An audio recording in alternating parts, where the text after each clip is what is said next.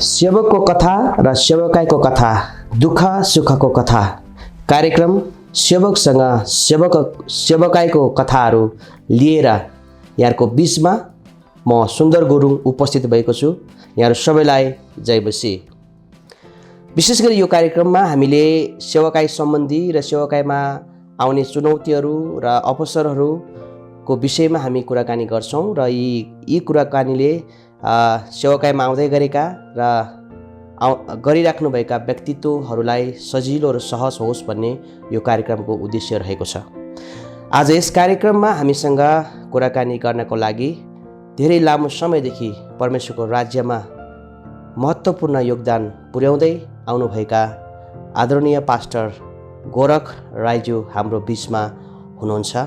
आउनुहोस् हामी उहाँलाई स्वागत गर्नेछौँ। स्वागत छ। जय मसी गुरुबा। कस्तो हुनुहुन्छ? अहिले ठिकै छु। हजुर, आजभोलि के कुरामा व्यस्त हुनुहुन्छ गुरुबा?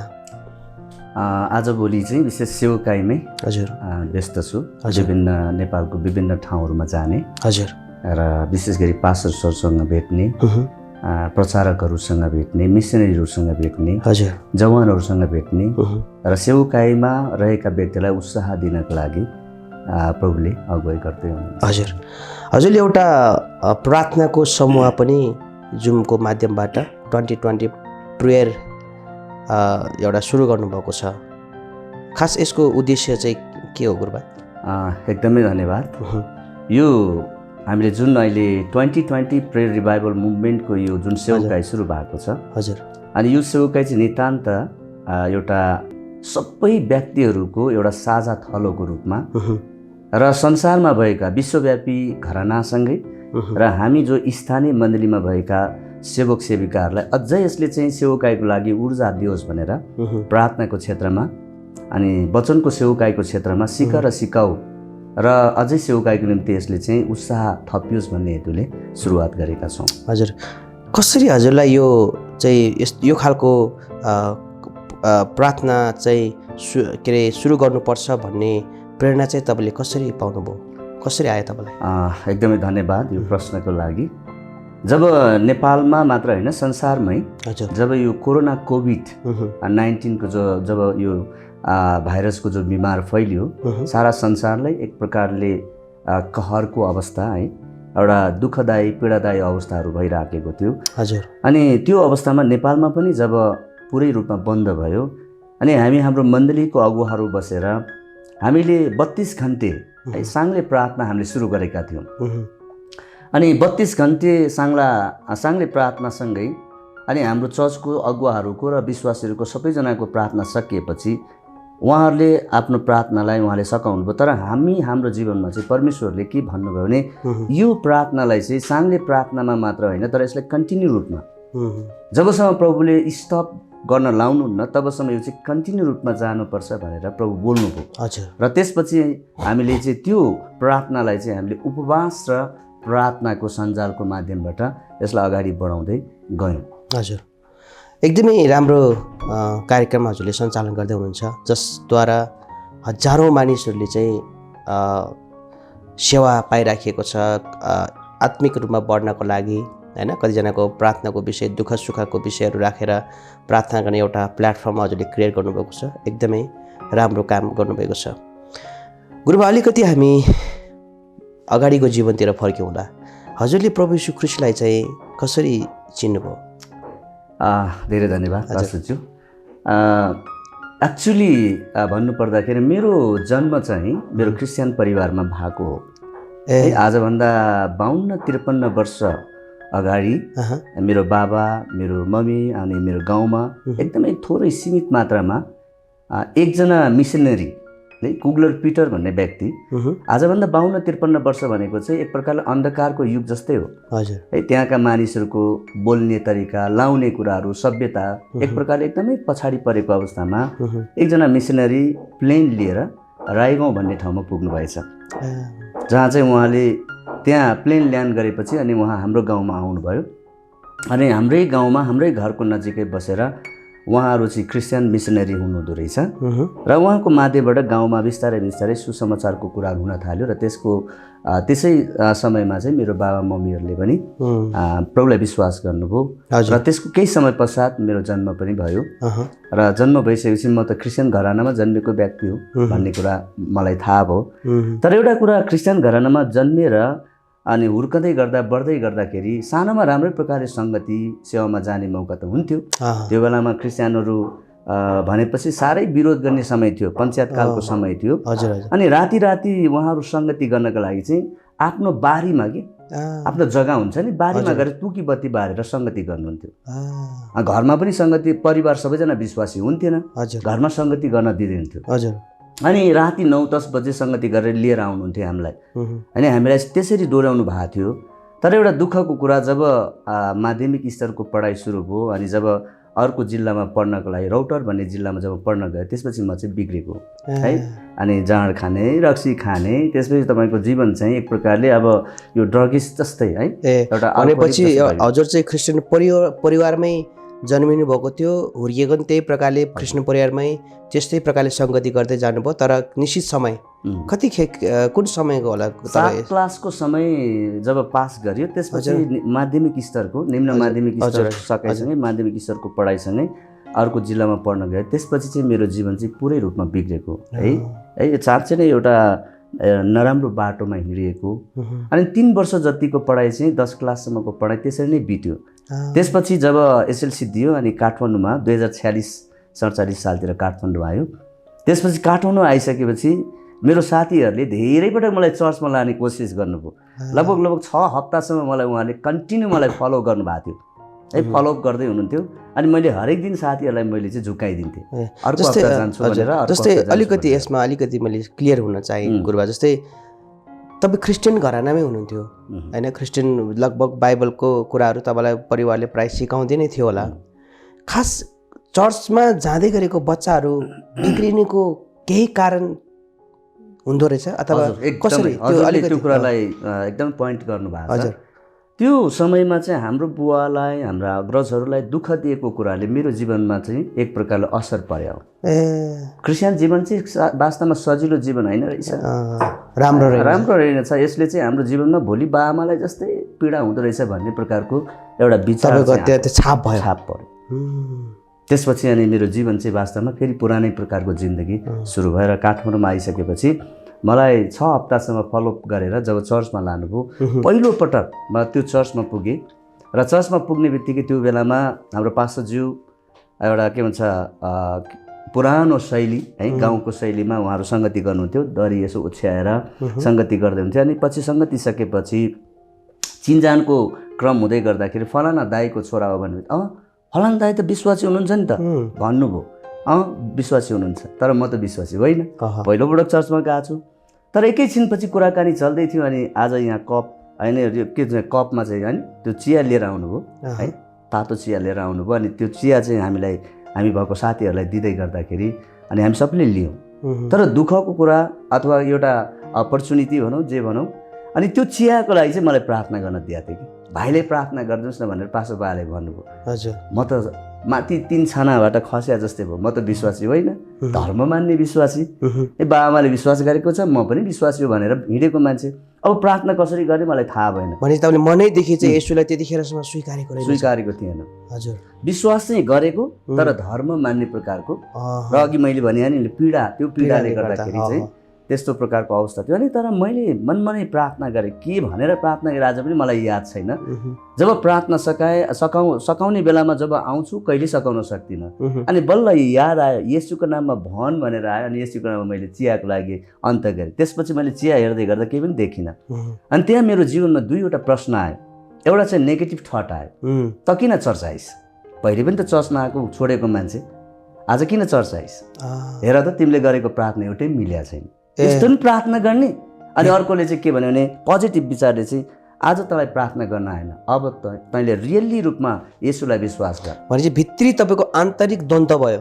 द्वन्द्व, हजुर। एउटाले भन्छ तैँले किन प्रार्थना गरिस् होइन, एउटा मनले भन्छ तैँले किन प्रार्थना, त ख्रिस्टलाई त्यागेको मान्छे, छोडेको मान्छे, तैँले किन गरिस् भन्छ। एउटाले भन्छ त जे गरिस् राम्रो भनिस्। एक किसिमको आन्तरिक द्वन्द्व भयो। वाह। अनि त्यसपछि मैले त्यही घडी मैले मेरो प्रभुलाई मुक्तिदाता र प्रभु भनेर स्वीकार गरेँ। त्यसपछिको हिँडाइबाट आजको दिनसम्म म प्रभुसँग छु।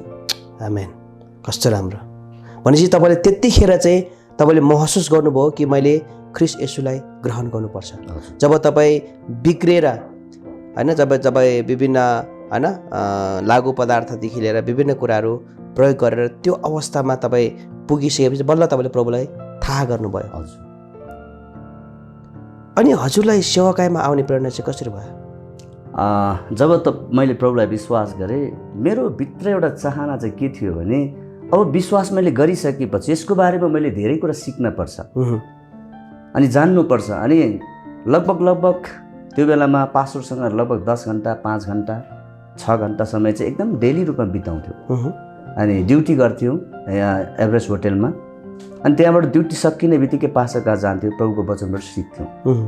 अनि एउटा कुरा के थाहा थियो भने त्यो बेलामा पनि क्रिस्चियनहरूलाई बडो नराम्रो प्रकारले सतावट गर्थ्यो। होटेलमा साथीभाइहरूले विरोध गर्थे, क्रिस्चियनहरू भनेको डलर खाने हो, क्रिस्चियनहरू भनेको चाहिँ के अरे टाउको बेचेर खाने हो। अनि त्यो दोष चाहिँ हामीलाई लागेको पायौँ कि। त्यसपछि मैले एक्चुअली यो चाहिँ के रहेछ त हो, मेरो बाबा मम्मी पहिल्यैदेखि विश्वासी हुनु थियो, उहाँले कहिल्यै त्यो लिनु भएन, तर के रहेछ भन्ने कुरा जान्नका लागि पनि मैले एउटा अठोट गरेँ। अब म प्रभुको बारेमा जान्न चाहन्छु, प्रभुको बारेमा विशेष कुरा सिक्न चाहन्छु र उहाँको महिमा गर्छु भनेर निर्णय गरेँ। अनि त्यसपछि मैले 1992मा 5 महिनाको तालिम गरेँ नेपाल क्याम्पस क्रुसेड फर क्राइस्टको सेवकाई, जहाँ चाहिँ नेपालको दोस्रो ब्याजमा थियो। पहिलो ब्याज भर्खरै सकाएको थियो अनि दोस्रो ब्याजमा लगभग 80 जनाभन्दा बढी व्यक्तिहरूको सहभागिता थियो। अनि त्यो तालिम 5 महिनामा सकाएपछि चाहिँ पूर्णकालीन रूपमा एनसिसीमा नेपाल क्याम्पस क्रुसेड फर क्राइस्टको सेवकाई गर्न थालेँ। विद्यार्थीहरूको माझमा, समुदायको माझमा सेवकाई गर्ने चाहिँ मैले त्यसरी प्रेरणा पाएर लगभग मैले 10 वर्ष जति नेपाल क्याम्पस क्रुसेडमा सेवकाई गरेँ। र त्यहाँ सेवकाई गर्दै गर्दा प्रभुले एउटा दर्शन दिनुभयो। अब नेपालमा अथवा त्यो बेलामा काठमाडौँमा 200 भन्दा बढी चर्चहरू थिएन नेपालमा। कति सालको कुरा हो यो? लगभग 1992 को कुरा हो। अनि त्यति धेरै चर्चहरू थिएन काठमाडौँमा। औँलामा गर्ने चर्चहरू थियो है, ठुल्ठुलो चर्चलाई हामी देख्थ्यौँ। अनि त्यो बेलामा जहाँ प्रोग्राम भए पनि हामी त्यही पुग्थ्यौँ। तर अहिले त धेरै धेरै धेरै प्रकारले बढेर कति पुगिसकेको छ। त्यसरी चाहिँ प्रभुको सेवकाई गर्ने प्रेरणा मैले त्यसरी पाएको हुँ। हजुर। दर्शकबिनहरू, आज हामीसँग हुनुहुन्छ आदरणीय पास्टर गोरख राईज्यू। साँच्चै नै उहाँको आशिषमय जीवन कथाहरू हामीले सुनिरहेका छौँ। यहाँले पक्कै पनि आशिषको महसुस गरिराख्नु भएको छ। पास्टरज्यू, हजुर सेवाकाईमा आउँदै गर्दाखेरि यति लामो समयसम्म सेवाकाई गर्नुभयो र गरिराख्नु पनि भएको छ। सायद प्रभुको घरमा नजाउन्जेल गरि नै रहनुहुन्छ सेवाकाई। सेवाकाईमा कतिको सजिलो छ? पास्टरज्यूलाई धेरै धन्यवाद। यो सेवकाई भन्ने कुरा चाहिँ दुईटा अर्थमा त्यसको हामीले डेफिनेसन दिनुपर्ने हुन्छ। एउटा सेवकाई चाहिँ आफै गरिने सेवकाई, हजुर, त्यो चाहिँ एक प्रकारले देखाउने सेवकाई पनि भन्छ कि। अर्को एउटा सेवकाई चाहिँ साँच्चै येशूसँग जोडिएर गरेको सेवकाई, जहाँ चाहिँ येशू ख्रीष्टको सेवकाई भइराखेको हुन्छ। अनि त्यो दुईवटा सेवकाई मध्ये गर्नुपर्ने सेवकाई चाहिँ के रहेछ भन्ने कुरा चाहिँ प्रभुबाट जब त्यो एउटा दर्शनसँगै एउटा बोलाहटसँगै निश्चित हुन्छ त्यसरी गर्न सक्दो रहेछ। सेवकाई चाहिँ जब सुरुवात गरिन्छ, सेवकाई गर्ने कुरा चाहिँ एउटा भावनात्मक जोसले गर्ने कुरा पनि होइन रहेछ है। एउटा के भन्छ, मनमा जे आयो त्यही डिसाइड गर्ने कुरा पनि होइन। आजभोलि अलिकति ट्रेन्ड बिग्रिराखेको छ। सेवकाई गर्ने भन्ने कुरा चाहिँ अलिक थोरै पढेका मान्छे अनि कहीँ कतै काम नलाएपछि अब कहाँ जाने, चर्चमा जाने, यो ट्रेन्डले पनि धेरै ठुलो ठाउँ पाइराखेको। तर त्यो बेलामा प्रभुले मलाई इन्सपायर गर्नुभएको कुरा चाहिँ म तालिम गरेर आएपछि मैले चाहिँ अब प्रभुको सेवा गर्नुपर्छ भनेर आफ्नो जीवन चाहिँ मैले डेडिकेट गरेँ। हजुर है, मैले जानेर बुझेर नै अब म प्रभुकै सेवा गर्छु। अघि नै हजुरलाई मैले भने धेरै प्रकारको विरोधाभासहरू आइरहेको थियो। वास्तवमा के रहेछ त्यो भित्र? के क्रिस्चियनहरूले साँच्चै त्यो डलरै खान्छ त? के टाउको बेचेरै खान्छ त? जब म आफै जब सेवकाईमा रहेँ, सेवकाई वास्तवमा चुनौतीपूर्ण रहेछ। धेरै प्रकारका चुनौतीहरू। जस्तै अलिकति बताइदिनुहोस् न हाम्रो दर्शकबिनहरूलाई के चुनौती हुँदो रहेछ सेवकाईमा? सेवकाईमा आउँदै गर्दाखेरि पहिलो कुरो त परिवारबाट पनि चुनौती आउँछ। परिवारले स्वीकार गरेन भने यो एउटा चुनौती, मुख्य चुनौती। अर्को चुनौती चाहिँ म अघि हजुरलाई मैले आफ्नो गवाई भन्दै गर्दा जब मैले प्रभुलाई पाएँ, प्रभुलाई पाएपछि म परिवर्तित जीवन जिएँ, तर मेरो लागि साथीहरू पनि मेरो लागि चुनौती बन्यो। किनभने साथीहरू मैले सबै छोड्नु पर्ने भयो। ती साथीहरूले पनि मलाई विरोध गर्न थाले है, मेरो ग्याङको साथीहरूले। यो चाहिँ क्रिस्चियन भयो, यो चाहिँ हामीसँग छुट्यो। त्यो बेलामा वास्तवमा मेरो परिवारबाट भन्दा पनि मेरो साथीहरूबाट मैले धेरै चुनौती पाएँ। सेवकाईमा त आइरहेछ, तर मेरो साथीहरू कोही पनि नबोल्ने अवस्था भयो है। यो हिजोको दिनमा चाहिँ जे पनि खाएर हिँडेको मान्छे परिवर्तन हुँदै गर्दा साथीहरूको जीवनमा पनि एक प्रकारको है उनीहरूसँग सम्बन्ध बिग्रिएको कुराहरू। तर मैले एउटा प्रार्थना चाहिँ गरेको थिएँ, प्रभु यी साथीहरूबाट म आज अलग भएको छु, तर एक दिन यी सबै साथीहरू चाहिँ प्रभुमा बाँचेको देख्न पाऊँ।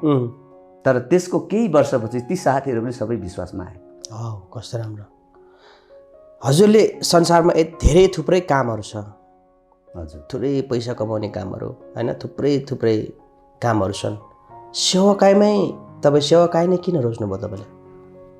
यो सेवकाई भन्ने कुरा चाहिँ अघि नै मैले भने, एउटा चाहिँ अब नाम मात्रको सेवकाई पनि होला, र अर्को चाहिँ साँच्चै परमेश्वरबाटको निश्चित बोलावटसँगै गरिने सेवकाई हो।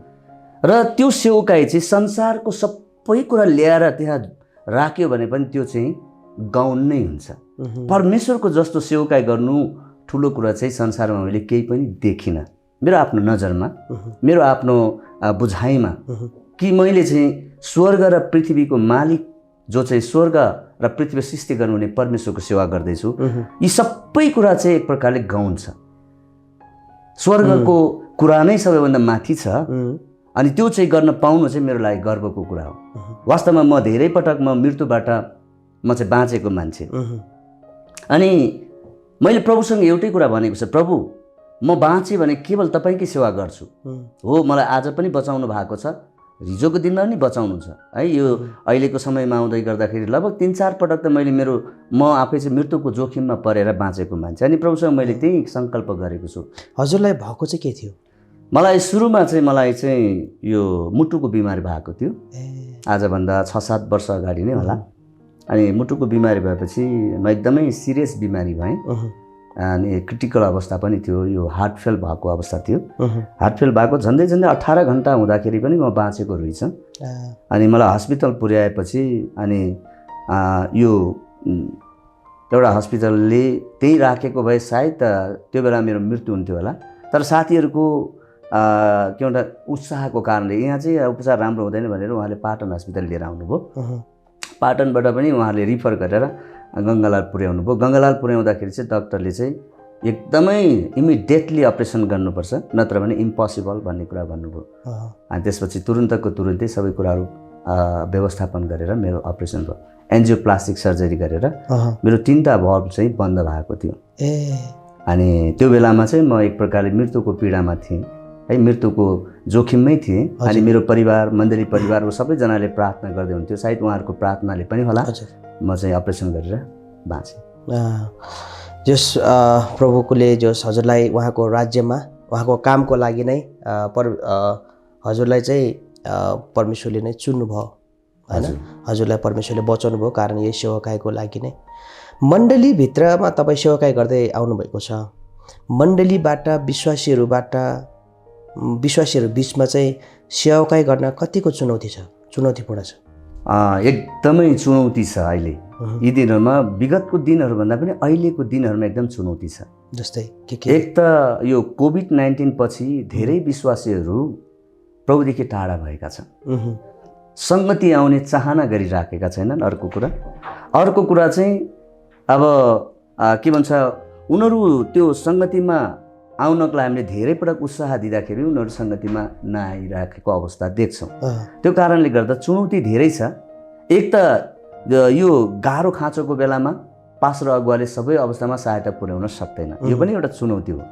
किनभने यी दिनहरूमा, यी समयहरूमा विश्वासीले खोजेको कुरा चाहिँ के रहेछ भने आत्मिकी कुरासँगै कतिवटा के भन्छ आर्थिक कुराहरू पनि सहायता गरेको चाहनु हुँदो रहेछ। अनि त्यो अवस्थामा नगर्दाखेरि विश्वासीहरू धेरै पटक एक प्रकारले आइसोलेट हुँदो रहेछ, यो पनि एउटा चुनौती हो। र अर्को कुरा चाहिँ हामीले हाम्रो मण्डलीको विश्वासीहरूलाई चाहिँ हामीले विश्वासी मात्रै बनाएछौँ कि अहिले अलिकति खड्किएको कुरा अनि जान्नमा आएको कुरा चाहिँ, पहिचानमा आएको कुरा चाहिँ विश्वासीलाई हामीले चेलापन गर्नुपर्ने, उहाँलाई हामीले प्रभुसँगै हिँड्न सिकाउनु पर्ने, तर हामी विश्वासी मात्रै बनायौँ। वर्षौँको विश्वासी भए पनि जीवनमा परिवर्तन नदेखेको घटनाले पनि मण्डलीमा अहिले धेरै प्रकारका चुनौतीहरू आइराखेको छ।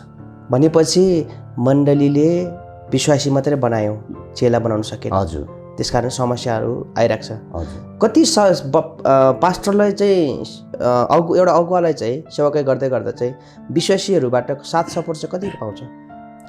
एकदमै पाउनुपर्ने हो, तर कतिपटक चर्चहरूमा, नेपाली चर्चहरूमा त्यति साथ सपोर्टहरू भएको हामी देख्दैनौँ। किन होला खास यो नहुनुको कारण के होला? यो नहुनुको कारण चाहिँ के रहेछ भन्दाखेरि, पहिलो कारण त अब पास्टर भनेपछि अलिकति हाई लेभलमा हेर्दो रहेछ क्या, उसको जिउने स्तरै राम्रो हुनुपर्छ भनेर सोचाइ हुन्छ।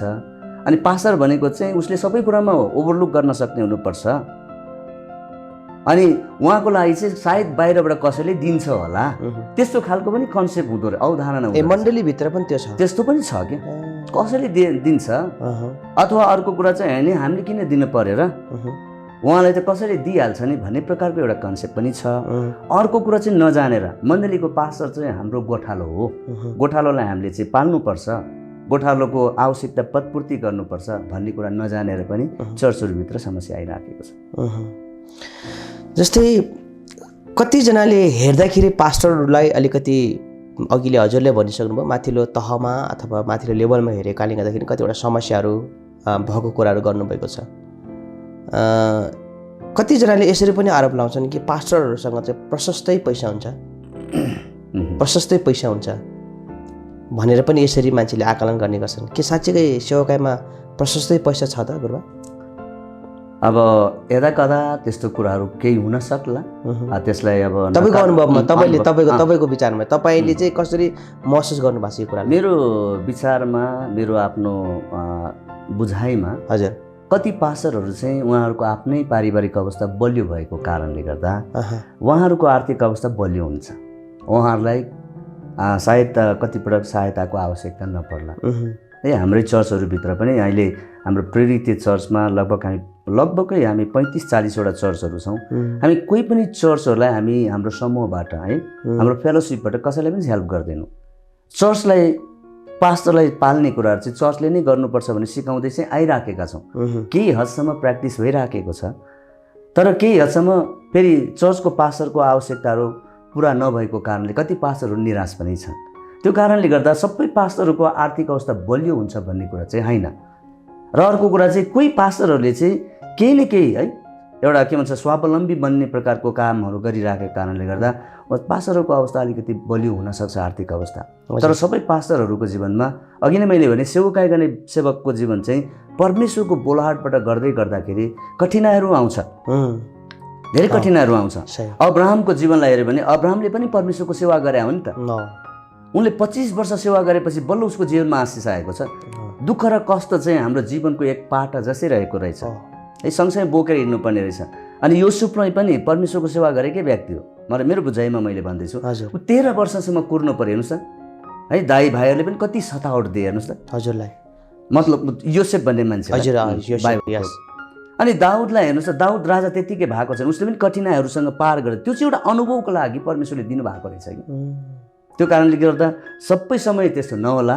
अबको समय धेरै विश्वासीले एउटा अघि मैले भने विश्वासी बनाउने होइन, अब चेला बनाउँदै गयो भने चेलाले बुझ्छन् कि के हुन्छ 1 तिमोथी को 5:17 भने जस्तै होइन, हामीले चाहिँ पास्टर चाहिँ दोहोरो है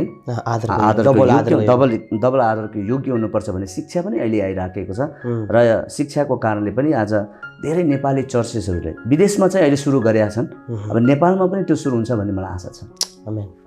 दर्शकबिनहरू, साँच्चै नै हाम्रो बिचमा एकदमै आशिषमय कुराकानी भइराखेको छ, यहाँहरू पनि आशिषित भइराख्नु भएको छ।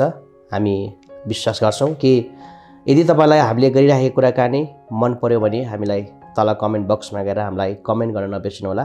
साथै हाम्रो च्यानललाई पनि यसो सब्सक्राइब, साथै त्यो घन्टीलाई पनि छोइदिनु होला, ताकि हाम्रो अरू प्रोग्रामहरू पनि हाल्न साथ तपाईँको म्यासेजमा पहिलो छिटोभन्दा छिटो तपाईँले देख्न पाउनुहुनेछ। पास्टरज्यू जस्तै यो हामीले अहिले सतावटको कुराहरू गर्छ नि सेवाकाईमा चाहिँ सतावटको कुराहरू तपाईँले सेवाकाई गर्दै गर्दा कुनै त्यस्तो सतावटहरू चाहिँ तपाईँको जीवन भोग्यो भएन? मैले अघि नै भने मेरो सेवाकाई गर्दै गर्दाखेरि पहिलो सतावट चाहिँ मेरो साथीहरूबाट भयो, मेरो परिवारबाट भएन। हजुर, मैले विश्वास गरेकै कारणले मैले धेरै साथीहरू गुमाएँ, तर मैले उहाँहरूको लागि प्रार्थना गर्न छोडिनँ। अनि साँच्चै नै परमेश्वरले अन्तमा ती साथीहरू प्रभुले दिनुभयो। सबैजना अहिले प्रभुलाई विश्वास गर्नुभएको छ, उहाँहरू आफ्नो चर्चमा जानुहुन्छ र साँच्चै नै ती व्यक्तिहरूलाई देखेर खुसी पनि छु। हजुर, तपाईँ यतिकै लामो समयदेखि सेवाकाईमा हुनुहुन्छ। हजुर, तपाईँले बिर्सिनै नसक्ने तपाईँको जीवनमा आउने त्यो एउटा चुनौती हुन्छ नि, तपाईँको जीवनमा सेवाकाईबाट अहिलेसम्म आउँदै गर्दा त्यस्तो एकदमै बिर्सिन नसक्ने कुनै त्यस्तो चुनौतीहरू छ? धेरै त्यस्ता चुनौतीहरू त छन् मेरो जीवनमा। हजुर, जस्तै तपाईँले बिर्सिनै नसक्ने हुन्छ नि एउटा बताइदिनुहोस् न। बिर्सिनै नसक्ने एउटा क्षण चाहिँ जब त्यो कोरोना-19 को जब यो बिमार संसारभरि फैलियो, परमेश्वरले अद्भुत प्रकारले बोलेको कुरा मलाई याद छ है। परमेश्वर अद्भुत प्रकारले बोलेको कुरालाई मैले मेरो मानसपटलमा मैले रेकर्ड गरेर राखेको छु। अनि मेरो मण्डली परिवारले के भन्नुहुन्थ्यो भने हाम्रो पास्टरज्यू चाहिँ अब फुल टाइम सेवाकाई गर्नुपर्छ भनेर भन्नुहुन्थ्यो कि। मैले चाहिँ उहाँलाई के भन्थेँ, जबसम्म मसँग प्रभु बोल्नुहुन्न तबसम्म म चाहिँ कहिले पनि फुल टाइम सेवाकाई गर्दिनँ। फुल टाइमको माने के हो, हाफ टाइमको माने के हो भनेर मैले धेरै प्रकारले डिस्कसन गर्ने काम पनि गर्थेँ। तर जब प्रभु मसँग बोल्नुभयो अनि प्रभुले मलाई उहाँको सेवाकाईमा ल्याउनुभयो, मैले फुल टाइम हाफ टाइमको कुरै गर्दिनँ। मैले चाहिँ लाइफ टाइमै परमेश्वरलाई दिएको छु। यो चाहिँ मेरो लागि एकदमै बिर्सिनै नसक्ने क्षण। हजुर, अनि 2019बाट मैले मेरो जीवनलाई टोटली रूपमा कुनै पनि काम नगरिकन प्रभुकै सेवा गर्छु र प्रभुले नै मलाई जुटाउनुहुन्छ भन्ने विश्वासद्वारा सेवाकाई गर्दै आइराखेको छु। र आजको दिनसम्म नि परमेश्वरले त्यसरी नै मैले चिनेको बाटो भन्दा पनि नचिनेको व्यक्तिहरूबाट परमेश्वरको सेवाकाईको लागि साथ र सपोर्टहरू प्रभुले जुटाइराख्नु भएको छ। आमेन। जस्तै अहिले तपाईँले एकदमै यो बिर्सिन नसक्ने कुरा हजुरले भन्नुभएको छ, एकदमै आशिषमय लाग्यो। अनि तपाईँले खुसीको क्षण पनि त होला नि सेवाकाई गर्नेछम्म, होइन? तपाईँले त्यो खुसीको क्षण पनि बिर्सिन नसक्ने कुनै त्यस्तो खुसीको क्षण पनि भयो हजुरको जीवनमा? एकदमै पास्टर बुवालाई धन्यवाद। म एउटा खुसीको क्षण चाहिँ 2020मा प्रभुसँग एउटा प्रार्थना गर्दै थियौँ। हजुर, एकदम म खुसी छु त्यो कुराप्रति। प्रभुसँग प्रार्थना गर्दै गरेको, पहिले पनि हामी प्रभुको सेवा गर्दै गरेको हौँ। लगभग 55-60वटा जिल्ला पुगेकै थियौँ। तर 2021मा जब प्रार्थना गर्दै थियौँ है, फास्टिङ एन्ड प्रेयरमा जब प्रभुसँग समय व्यतीत गर्दै थियौँ अनि प्रार्थना गर्दै गर्दाखेरि प्रभुले एउटा यस्तो खालको प्रकाश दिनुभयो। एउटा प्रकाश के दिनुभयो भने तिमीहरू चाहिँ 77वटा जिल्लामा गएर पाइला टेकेर प्रार्थना गर। त्यहाँको चर्चका मानिसहरू निराश छन्, त्यहाँका चर्चका अगुवाहरू निराश छन्, जवानहरू प्रभुदेखि टाढा हुँदैछन्, पबजी गेमले मान्छे बिग्रिराखेको छ भन्ने प्रकारको, होइन? अनि त्यसपछि चाहिँ मण्डलीका आमाहरू बुवाहरू रोइरहेका छन् छोराछोरीको कारणले। अब बुवा आमा त कमसेकम जुम सङ्गतिमा बसेर सङ्गति गर्दैछ, तर छोराछोरी त जुम सङ्गति पनि छैन। त्यही कारण प्रभुले हामीलाई 77वटा जिल्लामा जा भन्नुभयो। अनि प्रभुलाई मैले प्रश्न गरेँ फेरि पनि, प्रभु हामी 77 जिल्ला जा भन्नुभयो, कसरी जाने? हाम्रो त न सहयोग छ, न सपोर्ट छ, न हेल्प छ, कहीँबाट छैन नि त प्रभु। अनि प्रभुले भन्नुभयो, तिमीहरूले आँट गऱ्यो भने म पुर्याउँछु। तिमीहरूले आँट्न चाहिँ पर्छ, तर पुर्याउने काम मेरो हो। हजुर। अनि त्यो कुराप्रति म चाहिँ झन्डै 2-3 पटकसम्म त्यो प्रार्थना गरेँ। अनि मेरो साथीहरूलाई पनि मैले सेयर गरेँ, हाम्रो टिमको साथीहरूलाई सेयर गरेँ।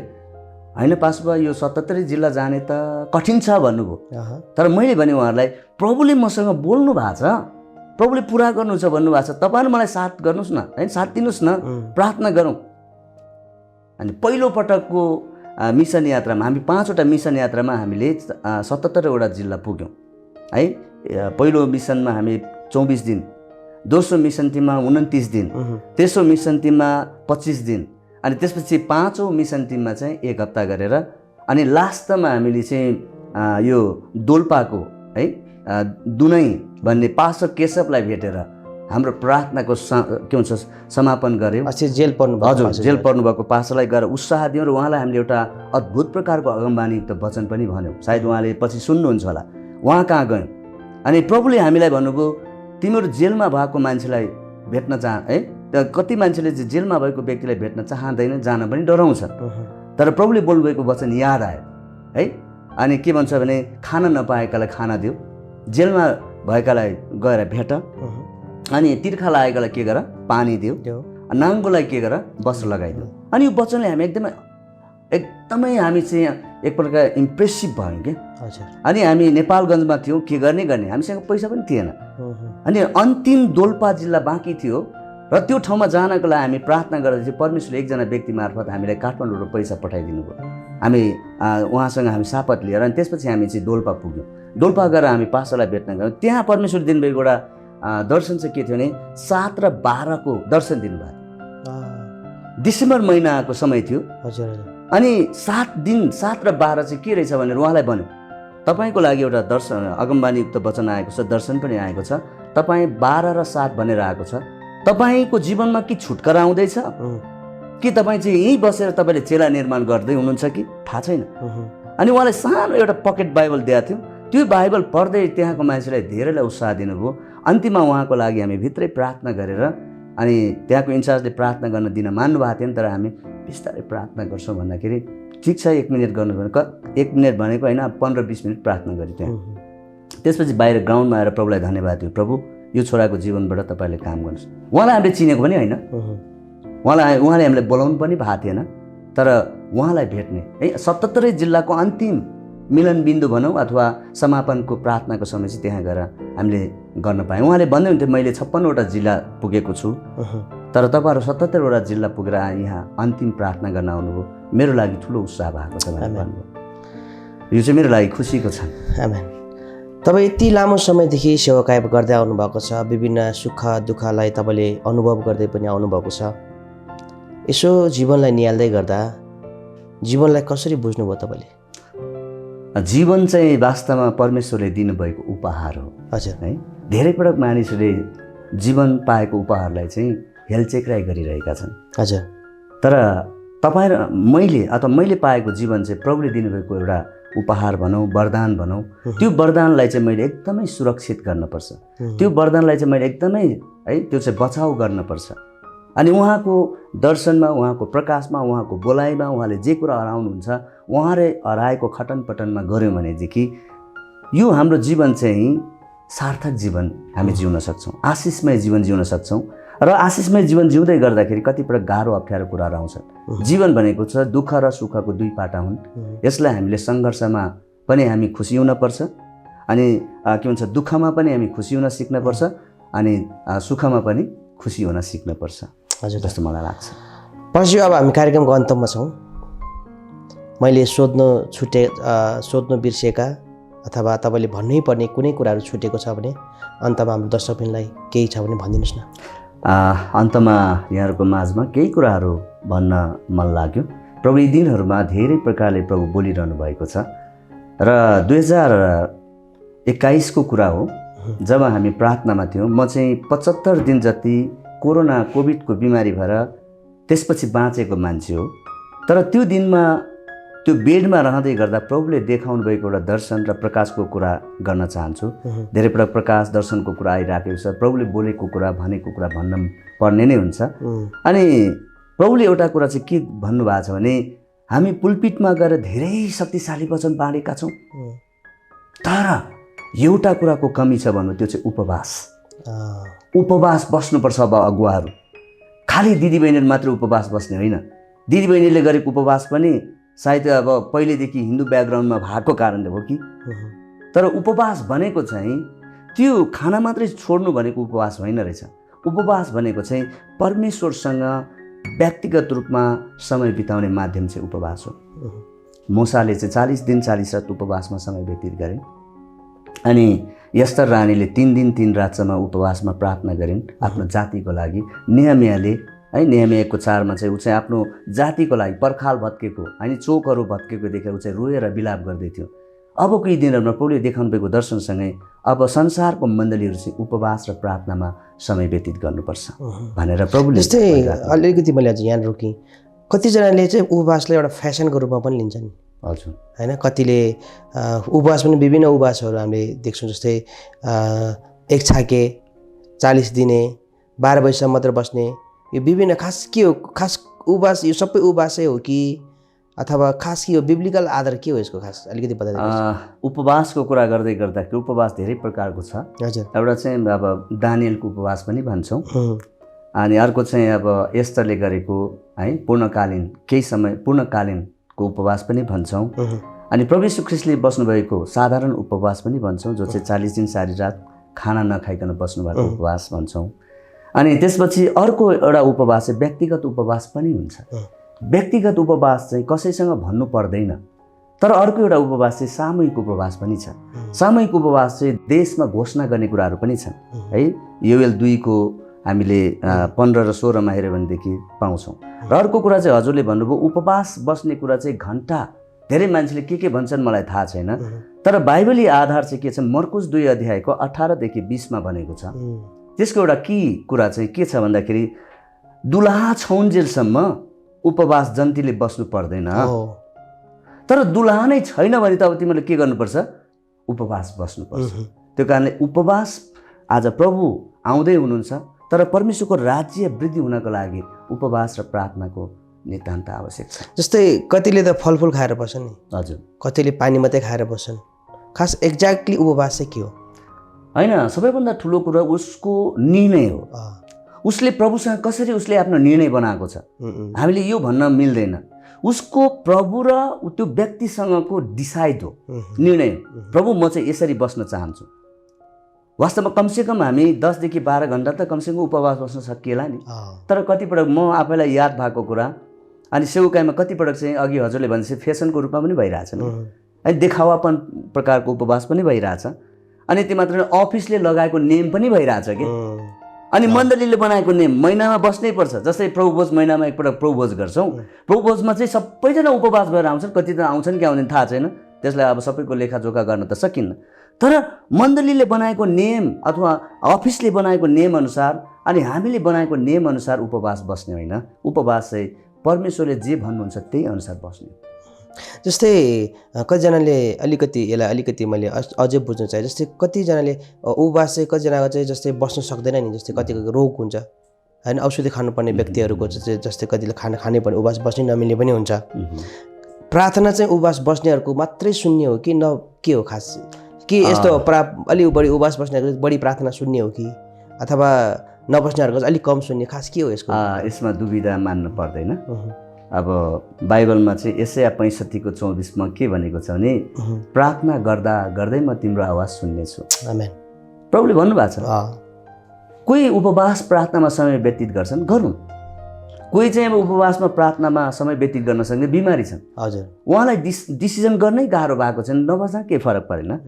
उपवास बस्नेले चाहिँ हामी चाहिँ साह्रै उपवास बस्ने भनेर नियमै लगाएर गर्न पनि नबस्ने हो, नबस्दा राम्रो। त्यसले चाहिँ शरीरमा पनि त्यसले अप्ठ्यारो प्रकारको परिणामहरू ल्याउँछ।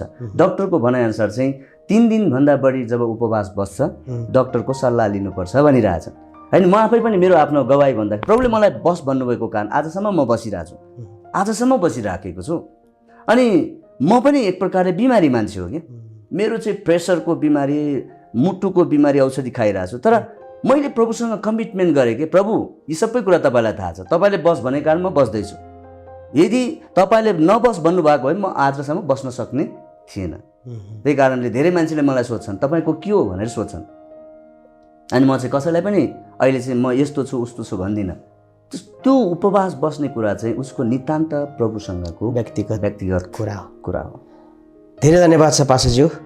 व्यस्तताको बावजुद पनि हाम्रो कार्यक्रममा आएर हजुरले आफ्नो सेवकाईको कथा व्यथाहरू र हामीलाई सुनाएर एकदमै आशिषित बनाउनु भयो। यहाँहरूलाई परमेश्वरले प्रशस्त आशिष दिनुभएको होस्। जय मसीह। जय मसीह। जय मसीह। दर्शकबिनहरू, आज हामीसँग पाहुनाको रूपमा हुनुहुन्थ्यो आदरणीय पास्टर गोरख राईज्यू हुनुहुन्थ्यो। साँच्चै नै उहाँले एकदमै महत्त्वपूर्ण कुराहरू हामीसँग राख्नुभएको छ। हामीलाई तपाईँले कुनै त्यस्तो सल्लाह सुझाव र प्रतिक्रिया दिन चाहनुहुन्छ भने हामीलाई तल कमेन्ट बक्समा कमेन्ट गर्न नबिर्सिनुहोला। आजको बसाइबाट बिदा माग्न चाहन्छौँ र अर्को बसाइमा हामी फेरि पनि भेट्नेछौँ। जय मसीह।